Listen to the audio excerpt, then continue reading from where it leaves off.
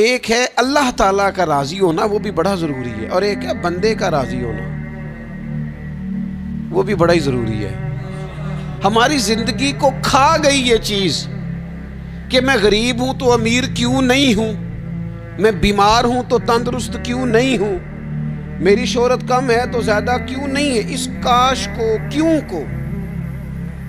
حضرت عبداللہ ابن مسعود رضی اللہ تعالیٰ عنہ فرمایا کرتے تھے، میری زبان پہ انگارہ آ جائے اور جل جائے، وہ اس سے بہتر ہے کہ میں یہ کہوں کہ یہ کام ایسے کیوں ہوا ہے یا ایسے کیوں نہیں ہوا۔ میرے رب نے جو کیا ہے، جس وقت کیا ہے، جس کرم سے کیا ہے، اس نے بہتر ہی کیا ہے۔ اللہ تعالیٰ کی رضا پہ راضی رہنا، اس کے فیصلوں کو تسلیم کرنا، مقام تسلیم و رضا پہ رہنا۔ قرآن مجید میں نا اہل ایمان کی جو علامت بیان کی ہے، اور جگہ جگہ صحابہ کرام علیہم رضوان کے لیے جو لفظ آیا ہے وہ بڑا قابل غور ہے۔ وہ لفظ یہ ہے کہ رضی اللہ عنہم ورضوا عنہ، فرمایا وہ لوگ ہیں کہ اللہ ان سے راضی ہے اور وہ اللہ سے راضی ہے، وہ بھی اپنے رب سے بڑے راضی ہیں۔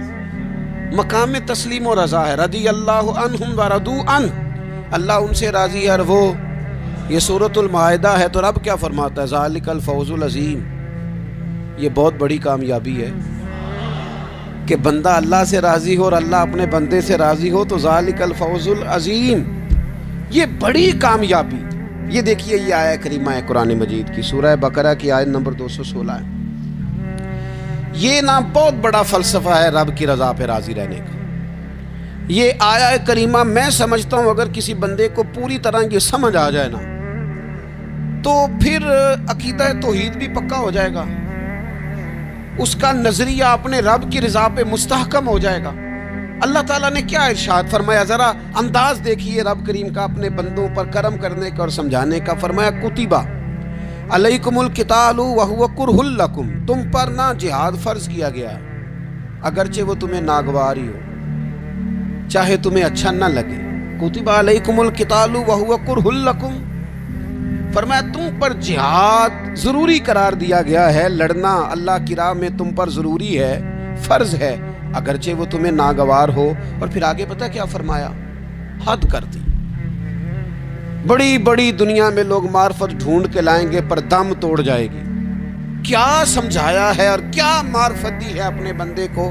اللہ کریم نے ارشاد فرمایا وَعَسَىٰ أَن تَكْرَهُوا شَيْئًا، فرمایا قریب ہے کہ کوئی بات تمہیں بری لگے، وَهُوَ خَيْرٌ لَكُمْ، اور وہی تمہارے لیے بہتر ہو۔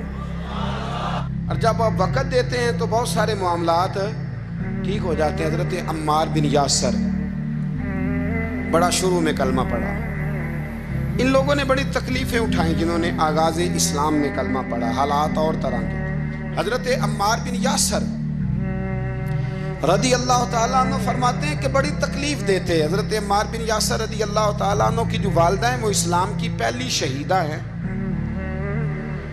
حضرت سمیہ ان کا نام تھا، اسلام کی پہلی شہیدہ۔ ان کے زیر ناف ابو جہل نے نیزہ مار کے انہیں شہید کر دیا۔ حضرت عمار بن یاسر رضی اللہ تعالیٰ عنہ فرماتے ہیں کہ میرے والد کو اتنی تکلیفیں دی گئیں کہ وہ ان اذیتوں کی وجہ سے دنیا سے پردہ کر گئے۔ حضرت عمار بن یاسر کو خود کافر اتنا مارتے تھے کہ وہ اپنے حواس کھو بیٹھتے تھے اور ایسی باتیں کرتے تھے کہ سمجھ نہیں آتی تھی کہ یہ عمار بن یاسر بول رہے ہیں۔ اتنی سخت اذیت دیتے، اتنی سخت۔ دکھ قبول محمد بخشا، راضی رہن پیارے، دکھ قبول محمد بخشا، بس راضی رہن۔ اتنی تکلیف دیتے کہ حضرت عمار بن یاسر حواس کھو بیٹھتے، تکلیف میں آتے، بڑا سہا، بڑا برداشت کیا۔ ایک دن میرے رسول پاک تشریف لائے اور حضور نے کہا او آل یاسر میں تمہیں مبارک دینے آیا ہوں، رب کریم نے تمہارے لیے جنت میں مکان بنا دیے ہیں۔ حضور نے تمہارے لیے، اللہ نے تمہارے لیے جنت میں مکانات، تمہیں مبارک ہو، تمہاری اذیتیں، تمہاری تکلیفیں، تمہارے درد، تمہاری راتیں کام آ گئیں، مالک نے تمہارے لیے مکانات بنا دیے ہیں، حالات ٹھیک کر دیے ہیں، طبیعتوں میں بہتری آ گئی ہے۔ میرے محبوب کریم رؤوف الرحیم سید عالم نور مجسم شفیع معظم آقا دو عالم صلی اللہ تعالیٰ علیہ وسلم نے انہیں خوشخبری سنا دی۔ حضرت عمار کہتے ہیں پھر حالات بدلے، پھر میں نے جو مجھے اذیتیں دینے والے تھے میں نے انہیں گڑھوں میں گرتے دیکھا۔ آپ فرماتے ہیں ابو جہل کی لاش اٹھانے والا بھی بدر میں کوئی موجود نہ تھا، اور ابو لہب جو مجھے تکلیفیں دیتا تھا وہ مکے کے چوک میں مرا ہوا پڑا تھا، پر کوئی اس کے قریب جانے والا بھی موجود نہ تھا، کوئی نہیں تھا۔ آپ فرماتے ہیں وہ حالات بھی۔ حضرت عمار کا اپنا کیا حال ہوا؟ حضرت خالد بن ولید رضی اللہ تعالیٰ عنہ بڑے بہادر ہیں۔ حضور نے فرمایا یہ اللہ کی تلوار ہے، یہ اللہ کی، بڑے بہادر تھے، بڑے شیر دل تھے۔ فرماتے ہیں کبھی معذرت نہیں کرنی پڑی، کبھی جھکنا نہیں پڑا، کبھی کسی کی منت نہیں کی۔ اللہ نے طاقت اتنی عطا فرمائی تھی، ہمت، حوصلہ، صبر، استقامت اتنا دیا، کبھی کسی جگہ پشت نہیں لگی۔ لیکن فرماتے ہیں کسی وجہ سے ایک دن میرا عمار بن یاسر کے ساتھ کسی بات پہ اختلاف رائے ہو گیا۔ جناب عمار بن یاسر رضی اللہ تعالی عنہ، حضرت عمار بن یاسر کہتے ہیں کہ حضرت خالد بن ولید کے ساتھ، جناب خالد بن ولید کہتے ہیں میری ان کے ساتھ کسی بات میں اختلاف رائے ہو گیا، تو میں اب دلیر آدمی تھا، شیر آدمی تھا، کبھی جھکا نہیں تھا، کبھی کوئی معاملہ نہیں ہوا تھا، کبھی کوئی ایسی بات نہیں ہوئی تھی۔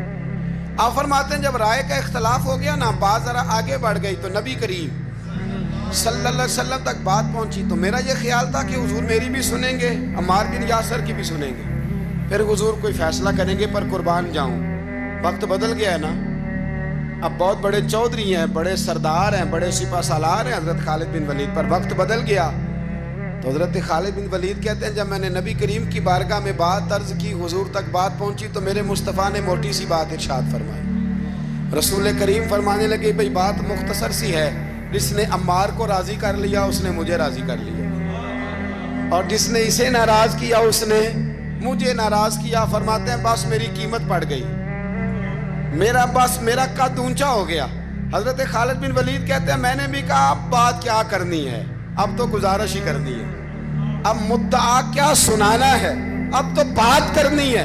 فرماتے میں آگے بڑھا، اور جیسے بھی ہوا میں نے حضرت عمار بن یاسر کو راضی کیا۔ حضرت عمار کہتے ہیں ایک وقت وہ تھا اور ایک وقت یہ ہے، جب دونوں وقتوں کو دیکھتا ہوں تو کہتا ہوں الحمدللہ رب العالمین، یہ ساری تعریفیں اس رب کے لیے ہیں جو تمام جہانوں کو پالنے والا۔ وقت دیں معاملات کو، ٹائم دیں۔ آپ دیکھیں اللہ تبارک و تعالیٰ بڑا کریم ہے، وقت کے ساتھ جب چیزیں تبدیل ہوتی ہیں اپنے ٹائم کے۔ حضرت بلال حبشی رضی اللہ تعالیٰ، بڑا مشکل نہیں، اکیلا آدمی، غریب آدمی، مکے کے سارے سرداروں کے قابو آ گیا۔ حضرت حسان میں نے خود اپنی آنکھوں سے دیکھا، حضرت بلال کے گلے میں رسی ڈال کے بچے کھینچا کرتے تھے۔ یار خاصا مشکل کام نہیں۔ امیہ بن خلف ڈنڈوں سے مارتا ہے، آپ کے ہاتھ اور پیر چارپائی کے نیچے رکھ کے تو اوپر بیٹھے رہتے بڑی بڑی دیر، بڑی تکلیف نہیں، بڑی اذیت نہیں۔ لیکن حضرت بلال حبشی فرماتے ہیں پھر میں نے وہ سارے دکھ مٹتے دیکھے، وقت بیت گیا۔ وہی امیہ بن خلف ایک دن گھوڑے پہ تھا، گھوڑے اپنے کو تیار کر رہا تھا، لگام ڈال رہا تھا۔ حضور علیہ السلام گزرے تو فرمایا کیا کر رہے ہو؟ کہنے لگے اس گھوڑے پر بیٹھ کے آپ کو شہید کروں گا۔ تو حضور فرمانے لگے تیاری کر لے، تجھے قتل میں نہیں کرنا ہے۔ پھر جنگ کے موقع پہ ہلکی سی خراش لگائی رسول پاک نے اسے، یہاں گلے پہ، تڑپتا تھا، روتا تھا، سسکتا تھا۔ لوگ کہتے تھے امیہ کیا ہو گیا، اتنا سیانہ بندہ یہ کیا کرتا ہے؟ تو کہنے لگا تمہیں پتہ نہیں مجھے تکلیف کتنی ہے، ضرب تو چھوٹی ہے پر تمہیں پتہ نہیں لگائی کس نے ہے تو چھوٹی پر تمہیں خبر نہیں کہ لگائی کس نے ہے، کس نے یہ ضرب لگا دی ہے۔ پھر تڑپ کر سسک کر مرا۔ حالات بدل جاتے ہیں، حالات میں تبدیلیاں آ جاتی ہیں۔ ہم وقت نہیں دینا چاہتے، ہمارے اندر جو حوصلے کی کمزوری ہوتی ہے، ہمارے اندر جو وہ ایک بہت بڑا معاملہ ہوتا ہے کہ کسی بھی طریقے سے یہ معاملہ ختم ہو، کسی بھی طریقے سے شفا ہو، جلد از جلد ہم اس بات سے نکلیں، تو یہ بات ہماری درست نہیں ہے، ہمیں وقت دینا چاہیے۔ تو یاد رکھ میرے بھائی، جب آپ ثابت قدم، حضرت خباب رضی اللہ تعالی عنہ، بخاری میں ذکر ہے، کتب حدیث میں، کتب سیرت میں ذکر، حضرت خباب رضی اللہ تعالیٰ عنہ نے اس وقت کلمہ پڑھا جب ابھی 5 لوگ کلمہ پڑھتے تھے، کل بندے السابقون الاولون۔ آپ فرماتے ہیں جس عورت کا میں غلام تھا نا، ام انمار اس کا نام تھا، وہ مجھے بڑی سخت سزائیں دیتی تھی۔ آپ لوہار کا کام کرتے تھے، سلاخیں، آپ کو پتہ ہے لوہار سلاخ رکھتا ہے پہلے آگ میں بھٹی میں، پھر وہ جب پوری طرح تپتی ہے پھر کچھ بنتا ہے، لوہار کا کام کرتے تھے۔ آپ فرماتے ہیں ام انمار میرے ساتھ یہ کرتی کہ مجھے سخت اذیت دیتی، کلمہ چھوڑنے پر مجبور کرتی۔ ایک دفعہ تو ایسے ہوا کہ اس نے کافروں کی ڈیوٹی لگائی، میں گلی سے گزر رہا تھا، مجھے نہیں پتا تھا ان کی پہلے سے تیاری ہے، انہوں نے کوئلے جلا کے رکھے ہوئے تھے، مجھے پکڑا، میرا کرتا زبردستی اتارا، کوئلوں پہ لٹا دیا اور میرے وجود پر وزنی پتھر رکھ دیے۔ فرماتے ہیں میری چربی پگھلی تو کوئلے بجھے۔ یہ شہادت گاہ الفت میں قدم رکھنا، لوگ آسان سمجھتے ہیں مسلمان ہونا، زخم پہ زخم کھا کے جی، خون جگر کے گھونٹ پی، آہ نہ کر لبوں کو سی، یہ عشق ہے کوئی دل لگی نہیں، اس میں بڑی برداشت کرنی پڑتی ہے۔ آپ فرماتے ہیں کہ حضور علیہ السلام نہ خانہ کعبہ کی دیوار کے ساتھ ایک لگائے بیٹھے تھے، میں ایک دن حاضر، مجھے بڑی تکلیف دیتے تھے، کہتے ہیں جب میں کام کر رہا ہوتا تھا تو میری مالکن آتی تو وہ نکال کے نا سلاخ تو میرے سر پہ رکھ دیتی، میرا سارا وجود زخمی تھا۔ حضور خانہ کعبہ کی دیوار سے ٹیک لگائے بیٹھے تھے، میں حاضر ہوا تو محبوب کریم بھی اٹھے، تو حضور علیہ السلام سے میں نے عرض کی حضور دیکھیں مجھے کتنی تکلیف دی جاتی، تو ابھی فرمانے لگے بس اتنی، بس اتنی؟ فرمایا تم سے پہلے لوگوں کے سروں پر آرے رکھ کے 2 حصوں میں چیر دیا جاتا تھا، لوہے کی کنگھیوں سے ان کے وجود ادھیڑ دیے جاتے تھے، پر وہ سی نہیں کرتے تھے، اف نہیں کرتے تھے، میں خبردار بس اتنی؟ اور پھر میرے حضور نے ہاتھ اٹھائے، کہا اے اللہ خباب کی مدد فرما، اے اللہ خباب کی، اتنے لفظ ادا کی۔ حضرت خباب کہتے ہیں پھر میں نے وقت کو وقت دیا، پھر میں نے حالات کو وقت دیا، پھر میں نے اپنے محبوب کی دعا کو قبول ہوتے دیکھا۔ فرماتے ہیں وہ میری مالکن جو مجھے تکلیف دیتی تھی، اذیت دیتی تھی، پھر اس کا حال یہ تھا کہ اس کے سر میں درد اٹھا، اور جس طرح کتا چیختا ہے جب اسے مارا جاتا ہے تو وہ چلاتا ہے، اس طرح وہ آوازیں نکالتی۔ پھر وہ بہت بڑے طبیب کے پاس گئی تو اسے کسی نے کہا کہ لوہے کی سلاخوں سے اپنے سر کو دگوایا کر، داغ دیا کر، اسے چلایا کر جگہ جگہ سے تاکہ تیرے اندر کا درد ختم ہو۔